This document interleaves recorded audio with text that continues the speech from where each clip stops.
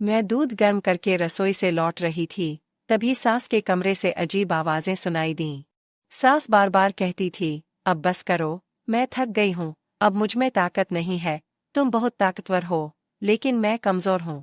फिर जब ससुर की गुस्से भरी आवाज आई, ससुर कह रहे थे चुप बैठो और चलने दो। ये सब सुनकर मैं डर गई और अपने कमरे में आ गई। जब मैं सोने गई, तो सोचती रही कि मेरे ससुर इतने ताकतवर कैसे हैं। मुझे भी ऐसा ही पति चाहिए था। हेलो दोस्तों, मेरी शादी बहुत जल्दबाजी में हुई। एक अच्छा ससुराल होने के नाते मेरे माता पिता ने शादी से इनकार नहीं किया और मेरी शादी कर दी। मैं ससुराल को आए 5 दिन हो गए थे और मैं अपने पति की दिनचर्या से भली भांति परिचित थी। उसे हर रात दूध पीना पसंद था, लेकिन मैं भूल जाती थी। मैं हर बार छोटी छोटी बातें भूल जाती थी और कुछ चीज़ों को ज्यादा महत्व देती थी और उन बातों के बारे में सोचती रहती थी। 3 दिन से मेरे पति मुझे रात को दूध लाने की याद दिला रहे थे।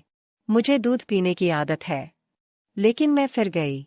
एक दिन मेरे पति गुस्से में मेरे पास आए और गुस्से में मुझसे बोले, क्या मुझे हर रात तुम्हें बार बार बताना पड़ेगा? मैं जल्दी से उठकर रसोई में चली गई। मेरी सास अपने कमरे में थी। जब मैं दूध गर्म करके लौट रही थी, तो सास ससुर के कमरे से अजीब सी आवाजें आ रही थीं। सास बार बार कहती थी, अब बस करो, मैं थक गई हूँ, अब मुझमें ताकत नहीं है, तुम बहुत ताकतवर हो, लेकिन मैं कमजोर हूँ। फिर ससुर की गुस्से भरी आवाज आई, थोड़ी देर रुक नहीं सकती क्या? ये सब सुनकर मैं असमंजस में पड़ गई और अपने कमरे में आ गई। जब मैं सोने गई तो यही सोचती रही कि मेरे ससुर इतने ताकतवर कैसे हैं। मुझे भी ऐसा ही पति चाहिए था, लेकिन मेरे पति बहुत जल्दी थक जाते थे। यही सोचते सोचते मैं सो गई। सुबह जब मैं उठी तो मेरी सास रोज की तरह घर का काम कर रही थी। उसका व्यवहार बिल्कुल सामान्य था, ऐसा लग ही नहीं रहा था कि वो ये सब रात में कर रही है। मेरे ससुर एक दिन जल्दी ही काम से घर आए और तुरंत सास को कमरे में बुलाकर अंदर ले गए। मैंने खाना बनाया और अपनी सास को बुलाने के लिए उनके कमरे के पास गई। दरवाजे पर पहुंची तो उनकी आवाज सुनकर चौंक गई। रात का खेल फिर से शुरू हो चुका था। सास कहती रही, रुको, मैं थक गई हूँ। ये सब सुनकर मैं डर गई और वापस रसोई में आ गई। जब मैं रसोई में आई तो सोच रही थी कि मेरे ससुर ऐसा क्या खाते हैं जो इतने ताकतवर हो जाते हैं। आधे घंटे के बाद मैं वापस उनके कमरे में गई और फिर वही आवाज सुनाई दी। अब मैं सोचती थी कि ससुर इतना शक्तिशाली होने का क्या राज होगा। अब मैं जानना चाहती थी कि मेरी सास उन्हें रोज क्यों मना करती है। 20 मिनट बाद सास कमरे से बाहर आईं। जब वह बाहर आई तो उनके चेहरे पर कुछ भी नजर नहीं आ रहा था, लेकिन दोनों हाथ कमर पर थे और कह रही थी, ये कमर का दर्द कब दूर होगा। ये सुनकर मैं अपनी हंसी नहीं रोक पाई। अब मैं जानना चाहती थी, सास उन्हें क्या देती है। मेरा ध्यान मेरी सास पर था। मेरे पति उनसे बहुत अलग थे। वह जल्दी सो जाते थे और मैं अपने पति के प्यार की चाहत में रातों को जागती थी।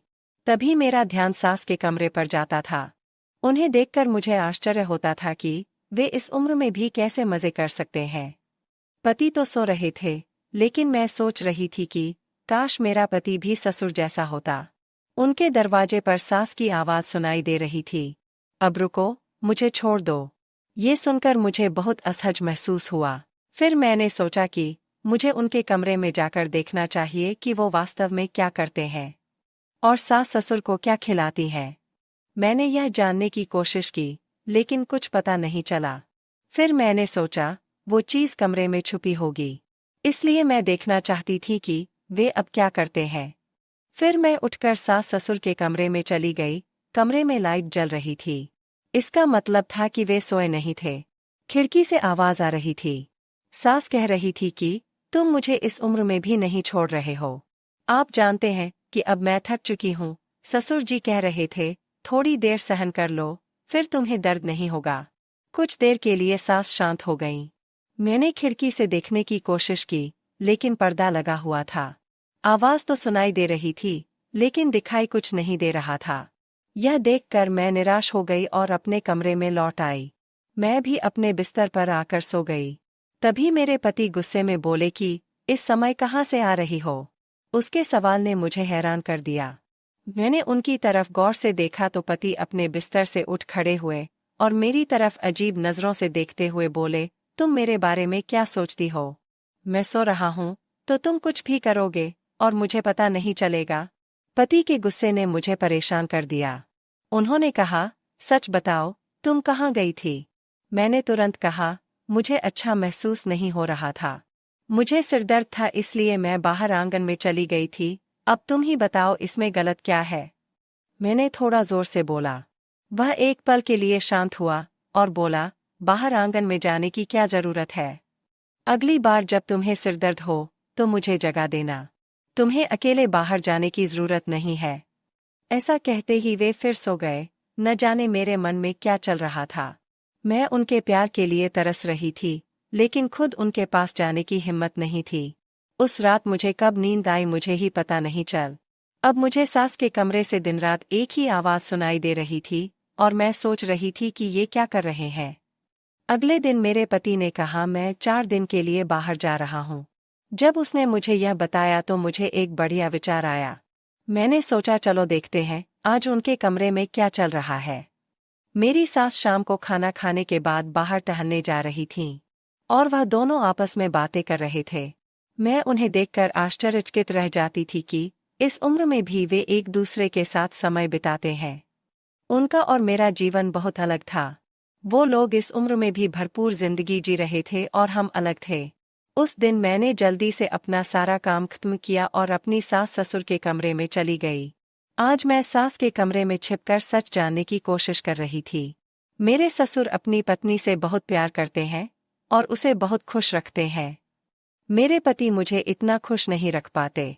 इसलिए मैं जानना चाहती थी कि मेरे ससुर ऐसा क्या खा लेते हैं जो उन्हें इतना शक्तिशाली बनाता है। मैं इसे अपने पति को देना चाहती थी। यह देखने के लिए मैं उस रात उनके कमरे में छिप गई। उस रात मैंने जो देखा उससे मुझे सदमा लगा। मैं उन्हें बिना किसी शर्त के देख रही थी। थोड़ी देर बाद मैं खड़ी हुई और उनके पास चली गई। वे मुझे आश्चर्य से देख रहे थे। उन्हें विश्वास ही नहीं हो रहा था कि मैं उनके कमरे में हूँ। अगले दिन मेरे पति भी घर पर नहीं थे और अब मैंने फिर फैसला किया कि मैं रात अपने ससुर के कमरे में ही गुजारूंगी। शायद ये बात मेरी सास को पता थी, इसलिए उन्होंने गुस्से में मुझसे कहा कि आज रात को तुम हमारे कमरे में आओगे तो मुझसे बुरा कोई नहीं होगा। ये सुनकर मैं परेशान हो गई। उसी समय मेरे ससुर वहां आ गए। हमें बातें करते देख वो हमारी तरफ आए और मेरी तरफ देखने लगे। फिर मैंने धीमी आवाज में कहा, सास मुझे रात को कमरे में आने से मना कर रही है। यह सुनकर मेरे ससुर बहुत क्रोधित हुए और क्रोधित मुख से उनकी ओर देखते हुए बोले, बहू को मना मत करो। उस पर मेरा उतना ही अधिकार है जितना तुम लोगों पर है। फिर आप उसे क्यों मना कर रहे हैं? जो तुम स्वयं नहीं कर सकते उसे करने दो। फिर उनके जाने के बाद मेरी सास ने कहा कि अगर तुम आज हमारे कमरे में आओगी तो मैं तुम्हारे पति को तुम्हारे खिलाफ कर दूंगी। यह सुनकर मैं परेशान हो गई। अगर वह मेरे पति को मेरे खिलाफ कुछ कह देगी तो वह मुझसे नाराज हो जाएंगे। मेरे लिए ये सब सहना नामुमकिन था। मैं जानती थी कि मेरे पति शक्की हैं। अगर उनके मन में कोई बात आ जाए तो उसे दूर करना आसान नहीं होता। मुझे अब भी याद है कि जब शुरुआती दिनों में एक बार मैं कमरे से बाहर चली गई थी तो उन्होंने मुझसे कितने गुस्से में बात की थी। मैं उनकी आंखों में संदेह देखकर डर गई। अगर मेरी सास ने ऐसा कुछ कहा तो मैं क्या करूंगी? और मेरा पति अपनी माँ की बात सुनेंगे और उन पर ही विश्वास करेंगे। फिर मैंने फैसला किया कि मैं अपनी सास की बात मानूंगी। उसके साथ घुल मिल जाऊंगी और वह नाराज नहीं होंगी। वह मेरे पति को मेरे खिलाफ करने की कोशिश नहीं करेगी। मैं रात के खाने के तुरंत बाद अपने कमरे में चली गई और सो गई। मैं बहुत खुश थी कि कल मैं अपने ससुर के कमरे में गई थी और मुझे उन्हें देखकर खुशी मिली। लेकिन जब मुझे अपनी सास का व्यवहार याद आया तो मैं चुप रह गई। उसी समय दरवाजे पर दस्तक हुई। मैंने दरवाज़ा खोला तो सामने मेरे ससुर खड़े थे। उन्होंने मुझे आश्चर्य से देखा और कहा, तुम्हें आज मेरे कमरे में आना था, अब तक क्यों नहीं आए? उनकी बातों ने मुझे सोच में डाल दिया और मैंने कहा, आज मेरी तबीयत ठीक नहीं है। मेरे ससुर कुछ देर तक मुझे शांति से देखते रहे, फिर बोले, मुझे पता है तुम क्यों मना कर रही हो। तुम शायद अपनी सास के डर से यह सब कह रही हो। चिंता मत करो, मैंने उसे समझा दिया है। अब मैं तुम्हारा इंतजार कर रहा हूँ। जब मैं उनके कमरे में गई तो मैं बहुत खुश हुई थी। और वे फिर से वही कर रहे थे। मेरी सास कल से पहले ही थक गई थी। थोड़ी देर बाद उनकी सांसें फूलने लगीं और कहने लगी, आज मेरी तबीयत ठीक नहीं है, मैं आज ये सब नहीं कर सकती। उसी समय ससुर ने कहा, तुम्हें क्या परेशानी हो रही है? दिन ब दिन तुम मुझे बहुत कम समय दे रही हो और जल्द ही थक जाती हो। तुरंत यहाँ आओ, अब अगर तुम चुप नहीं बैठी तो मुझसे बुरा कोई नहीं होगा। फिर मेरी सास भी हमारे साथ आ गई। हम काफी देर तक यही करते रहे। थोड़ी देर बाद मेरी सास एक तरफ हट गई और बोली, अब मेरा काम हो गया, मुझ में अब हिम्मत नहीं रही। उसके बाद हम दोनों यही करते रहे। और काफी देर बाद जब मैं थक गई तो मेरे ससुर ने खुद मुझसे कहा, तुम बहुत थक गए हो, अब हम ये काम बंद करते हैं और कल छुट्टी लेते हैं। मुझे यह सुनकर बहुत दुख हुआ कि वे कल रात काम नहीं कर पाएंगे। यह सोच ही रही थी कि दरवाजे पर दस्तक हुई। दरवाज़ा खुला तो मेरे ससुर बाहर खड़े थे। उन्होंने मुझे अजीब नज़रों से देखा और कहा, आज तुम बहुत खूबसूरत लग रही हो। मैं उनकी तारीफ से शर्मा गई।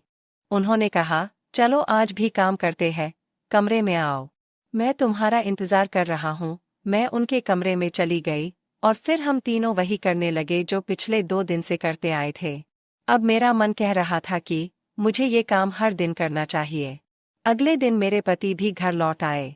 पति आते ही वे मुझे अपनी बेचैनी, हमारी प्रेम कहानियां सुनाने लगे। मेरे बिना वे कितने असहज थे और मैं कितना कुछ वहां चूक रहा था। मैं भी उसकी बातों से बहुत खुश थी कि आखिरकार उसे मेरा एहसास हुआ और उसने मेरी कमी महसूस की। फिर मैंने अपना सर उनकी बाहों में रख दिया और आराम से सो गई। अब मैं रोज पति के सोने के बाद ससुर के कमरे में जाती थी। फिर हम आधी रात तक ऐसा ही करते हैं। एक रात जब मैं सास ससुर के कमरे से वापस अपने कमरे में आई तो मेरे पति बहुत गुस्से में थे। मेरे पति ने मुझसे कहा, मैंने तुमसे कहा था कि रात को कमरे से बाहर मत जाना, लेकिन तुमने मेरी बात नहीं मानी। अब सच सच बताओ, तुम कहाँ चली गई थी? मैं उनके पास बैठ गई और बोली, मैं तुम्हारी माँ के कमरे में गई थी। यह सुनकर वह आश्चर्यचकित रह गया। तुम इतनी देर तक मेरी माँ के कमरे में क्या कर रही थी?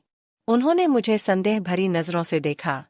मैंने कहा, मुझे उनसे काम था इसलिए चलो गई थी। इसके बाद वह चुप रहे और कुछ नहीं बोले। अब दूसरे या तीसरे दिन जब मैं अपनी सास के कमरे में सुख लेने के लिए जाने लगी, इस बार भी वे सोए नहीं थे। तो मेरे पति मुझसे पूछने लगे कि तुम माँ के पास कौन सा काम करने जाती हो? मैं बिना कुछ कहे जाने लगी, लेकिन मुझे मेरे पति ने खींचकर बिस्तर पर धक्का दे दिया और गुस्से में बोलने लगे। मैं उन्हें इतना गुस्से में देखकर डर गई और उन्हें बताने ही वाली थी कि दरवाजे पर दस्तक हुई। मेरे पति ने जाकर दरवाज़ा खोला। सामने ससुर थे। उन्हें मेरे पति के साथ कुछ काम था, इसलिए वे अपने बेटे के साथ चले गए। मैंने एक गहरी सांस ली और शांत हो गई। फिर कुछ दिनों बाद एक रात जब मैं सास ससुर के कमरे में गई तो शायद मेरे पति सोए नहीं थे और वो मुझे ढूंढते हुए उस कमरे में आ गए। सामने हमें ऐसा करते देखकर वह चौंक गए। जब उसने हमें एक पैर पर खड़े होकर पूजा करते देखा तो उसके मुंह से तेज आवाज निकली, क्या हो रहा है? तो मेरी सास ने अपना दूसरा पैर जमीन पर रखा और सोफे पर बैठते हुए बोली, तुम्हारे पापा कब से यह पूजा करते आ रहे हैं? उनका कहना है कि एक पैर पर खड़े होकर इस तरह पूजा करने से भगवान प्रसन्न होते हैं और मनुष्य को वह सब कुछ मिलता है जो वह चाहता है। मैं जल्दी ही थक जाता हूँ, लेकिन तुम्हारी पत्नी और पिताजी लंबे समय तक यह काम करते हैं।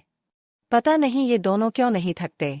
यह सुनकर मेरे पति ने मेरी ओर मुस्कुराते हुए देखा और कहा, मेरी पत्नी बहुत अच्छी है और कभी थकती नहीं है।